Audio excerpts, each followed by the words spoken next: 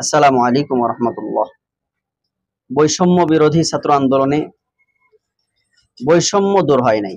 দেশ স্বাধীন হয়েছে ঠিক, জালিমের পতন হয়েছে, স্বৈরাচার শাসকের পতন হয়েছে, মাজলুমরা মুক্তি পেয়েছে এবং দেশ স্বাধীন হয়েছে। বাকি বৈষম্য এখনো রয়ে গেছে। আপনি যদি বলেন যে আমি একথা কেন বলছি যে বৈষম্য রয়ে গেছে, দেখুন তার জ্বলন্ত প্রমাণ হচ্ছে কয়েকদিন আগে আমাদের ইসলামিক মাইন্ডের যেই ছাত্র ভাইয়েরা যারা ক্যালিওগ্রাফি করে বেড়ায়, ওনারা দেখেছে যে বর্তমানে অনেক দেওয়ালে আগে যে সমস্ত কথা লেখা ছিল বা যে কাজগুলা করা ছিল সেগুলো আওয়ামী শাসনের সময় সেগুলো মুছে দেওয়া হচ্ছে। সেগুলো মুছে ছাত্ররা নিজের মতো করে সেখানে লিখতেছে। তো এই সুবাদে আমাদের মাদ্রাসার ছাত্র ভাইয়েরাও কিছু ওনারা করছে কি, ওনারা কিছু দেওয়ালে এভাবে আরবি সুন্দর সুন্দর ভাষা সুন্দরভাবে আরবি ক্যালিগ্রাফি করে দেওয়ালটা ডিজাইন করতেছে। কিন্তু দেখা গেল কি, এখানে এসে ছাত্র ভাইয়েরা এবং ছাত্রী বোনেরা, পাশাপাশি বিশ্ববিদ্যালয়ের শিক্ষক এসে বাধা দিলেন যে না, দেয়ালে আরবি লেখা যাবে না। তো এরপরে ছাত্ররা বলল ঠিক আছে, তাহলে আরবি লেখা যদি না যায় তাহলে আমরা বাংলা লিখি। বলে না, বাংলাও লেখা যাবে না, এখানে তোমরা কিছুই লিখতে পারবে না।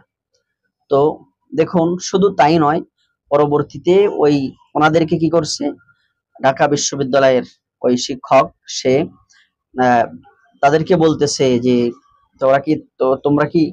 তোরা কি তালেবান, দেশটাকে কি আফগানিস্তান বানাইতে চাও? আর তোদেরকে এত টাকা কে দেয়? তোদের মোবাইল চেক করব। এরপরে তাদের মোবাইল চেক করছে। হ্যাঁ, বলে তোরা জঙ্গি সন্ত্রাস, তোদেরকে এত টাকা কে দেয়? দেশটাকে কি আফগানিস্তান বানাইতে চাস? এইভাবে মানে বিভিন্ন ভাবে তাদেরকে এভাবে কথা শোনাইছে বা কথা বলছে। তো দেখেন, আমি যেটা বলছি যে সেটা হলো, দেশটা বাংলাদেশ, বাংলাদেশ কেন আফগানিস্তান হবে? আসলে দাড়ি টুপি পাঞ্জাবি এবং ইসলামিক মাইন্ডের লোক দেখলেই আমাদের জেনারেল শিক্ষিত কিছু ভাইয়েরা, আমাদের শ্রদ্ধার পাত্র যারা শিক্ষক বিভিন্ন ইউনিভার্সিটির, তারাও কেমন জানি তারা সহ্য করতে পারে না। এর কারণটা কি আসলে আমি বুঝি না। আল্লাহ পাক রব্বুল আলামিন আমাদেরকে এত সুন্দর একটা স্বাধীনতা এনে দিল, সেখানেও আমরা আলেম ওলামা তাদেরকে সহ্য করতে পারতেছি না। তো এখানে আমি একটা কথা না বললেই নয়, সেটা হলো যে শাপলা চত্বরে আপনারা জানেন যে 2013 সালের 5ই মে যে কালো রাত, আলেম ওলামা বা ইসলামিক যারা দিনদার পরহেজগার মানুষ, তাদের উপরে কি একটা ট্রাজেডি গিয়েছে। সেখানে নির্বিচারে মানুষদেরকে রাতের আধারে গুলি করে হত্যা করা হয়েছে, লাশগুলো পর্যন্ত গুম করা হয়েছে। তো তার একটা ক্ষোভে ওলামা একরাম, যেহেতু ছাত্র ভাইয়েরা চিন্তা করছে যে এখন যেহেতু বিভিন্ন জায়গায় পরিবর্তন করা হইতেছে, বিশেষ করে শেখ মুজিবুর রহমানের মূর্তি ভাঙ্গা হচ্ছে, তারপরে আপনার বিভিন্ন দেওয়ালের লেখাগুলো পরিবর্তন করে দেওয়া হচ্ছে। তো এই জন্য ছাত্র ভাইয়েরা কি করছে, ওইখানে ওটাকে যেহেতু আগে থেকেই 5ই মে যখন সর্বপ্রথম মৌলানা জুবায়ের রহমতুল্লাহ আলাইহি ওনাকে যখন গলা কেটে হত্যা করা হলো, আওয়ামীরা যখন কি করলো, গলা কেটে হত্যা করলো, তখন ওই লাশ যখন নিয়ে যায়, তো আমি দেখেছি যে পুরা লাশ রক্তে একেবারে লাল হয়ে গেছে। উপরে সাদা একটা পাগড়ি দেওয়া ছিল, সাদা একটা কাপড়, সেটা লাল হয়ে গেছে। তখন ওই হেফাজতের আহ, যারা নেতা ছিল এখানে শাপলা চত্বরে, তারা বলেছিলেন যে আজকে থেকে এই চত্বরের নাম দেওয়া হলো শহীদি চত্বর, শহীদ জুবায়ের চত্বর বা শহীদি চত্বর। তো ওইটাকে কেন্দ্র করে কিছু ভাইয়েরা ওনারা শাপলা চত্বরে গিয়ে এভাবে ওরা ওইটাকে শাপলা চত্বর বাদ দিয়ে ওইখানে নাম লিখতেছিল যে শহীদি চত্বর, লাল রং দিয়া। সেখানে গিয়া কিছু ছাত্র ভাই এবং কিছু বোন, তারা তাদেরকে নিষেধ করলেন। তো তাদের নিষেধ করলেন তো করলেনই, করার ভাষাটা অন্যরকম ছিল। তারা বলেন যে তোমরা এতদিন কোথায় ছিলে, এতদিন কোথায় ছিলে? একটা বোন তো বলছে যে তোমরা কি করছো, তোমরা তো কিছুই করোনি, এই আন্দোলনে যোগই দেওনি। তো আমি এখানে একটা কথা বলতে চাই বিনয়ের সাথে, সেটা হলো যে 2024-এর স্বাধীনতায় ওলামা একরামের অবদানটা কি।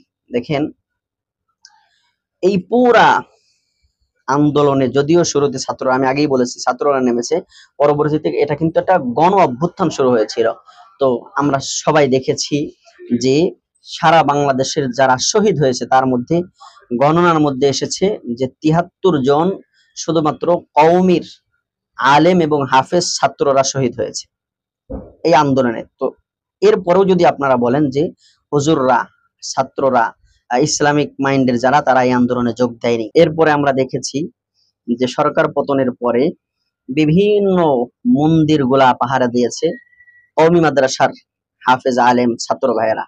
কিন্তু মজার বিষয় হলো কোনো একটা আহ, মানে নিউজ চ্যানেল, যেগুলা আপনার মানে খুব জাতীয় নিউজ চ্যানেল যেগুলোকে বলা হয়, কেউ এ ব্যাপারে রিপোর্ট করে নাই যে মাদ্রাসার ছাত্ররা এভাবে করে কি করতেছে, না সংখ্যালঘুদের পাশে দাঁড়িয়েছে। শুধু তাই নয়, প্রতিটা দলের বড় বড় ওলামা একরাম যারা সংগঠনের, তারা স্পষ্টভাবে সর্বপ্রথম সংখ্যালঘুদের নিশ্চয়তার কথা, নিরাপত্তার কথা যারা বলেছেন তারা হচ্ছে ওলামা একরাম। এটা কেউ অস্বীকার করতে পারবে না। এমনকি মসজিদে মাইকে এলান হয়েছে যে আপনারা যারা সংখ্যালঘু আছে তাদের পাশে দাঁড়ান, তাদের বাড়ি ঘর যেন ভাঙচুর করতে না পারে, এরপরে মূর্তি বা তাদের যে উপাসনালয় এগুলো যেন ভাঙচুর করতে না পারে। তারপরেও কেন জানি একটা দল আবার আপনারা আরো দেখবেন যে এই যে রাস্তাঘাট পরিষ্কার করার ক্ষেত্রেও কিন্তু মাদ্রাসার ছাত্ররা অগ্রগামী ভূমিকা পালন করছে। এমনকি রাস্তার এই ট্রাফিক জ্যামগুলা সরানোর কাজেও ছাত্ররা ব্যতিব্যস্ত। কিন্তু তারপরেও, এত কিছু করার পরেও যদি বলে যে আহ, মানে তোমরা কি করেছো ২৪-এর এই স্বাধীনতায়, তোমরা কি করেছো, তোমাদের অবদান কি, তাহলে আমরা এটা স্পষ্টতই বলতে পারি যে এটা একটা বৈষম্যতা রয়েই গেছে। কারণ আমরা দেখেছি যে বিশেষ করে যাত্রাবাড়ি মাদ্রাসা, যাত্রাবাড়ি পয়েন্টে, ওইখানেই তো বেশি ঝামেলা হয়েছে। সেখানে আমরা দেখেছি যে আমাদের ছাত্র ভাইয়েরা ওইখানে ছাত্রদের সাথে, জেনারেল ছাত্রদের সাথে তারা নামছে। এরপরে সারা বাংলাদেশে পরবর্তীতে সরকার পতনের ২ দিন আগ থেকে নিয়ে চরমোনাইয়ের যিনি নায়েবে আমির, উনি তো স্পষ্ট ঘোষণা দিয়েই মাঠে নামছে। হ্যাঁ, ফয়জুল করিম দামাত বারকাতহুম উনি, এবং সর্বপ্রথম কারফিউ ভেঙে যিনি সামনে অগ্রসর হন, কারফিউ ভাঙার যিনি বক্তৃতা দেন, কারফিউ ভাঙার কথা বলেন, তিনি হলেন নায়েবে আমির, চরমোনাইয়ের ইসলামী আন্দোলনের নায়েবে আমির ফয়জুল করিম শাহেখি হেফাজত, খেলাফত মজলিস, আল্লামা মামুনুল হক সহ সকলেই কিন্তু এই আন্দোলনের সাথে একাত্মতা প্রকাশ করেছেন। শুধু তাই নয়, এবং সাংগঠনিক ভাবেও তারা বিবৃতি দিয়েছেন যে আগামীকাল থেকে হেফাজত, খেলাফত মজলিস বা জামায়াতে ইসলাম সকলেই আগামীকাল থেকে মাঠে নামবে। কিন্তু এর পরেও যদি ইসলামিক মাইন্ডের যারা, তাদেরকে যদি বলা হয় যে তোমরা এই আন্দোলনের জন্য কিছুই করনি, তাহলে এটা বৈষম্য ছাড়া কিছুই নয়। এজন্য আমরা এটাই বলতে পারি যে আসলে এদেশ স্বাধীন হয়েছে ২০২৪-এর ৫ই আগস্ট স্বাধীন হয়েছে, বৈষম্য বিরোধী ছাত্র আন্দোলন সফল হয়েছে, কিন্তু এখনো বৈষম্য দূর হয়নি।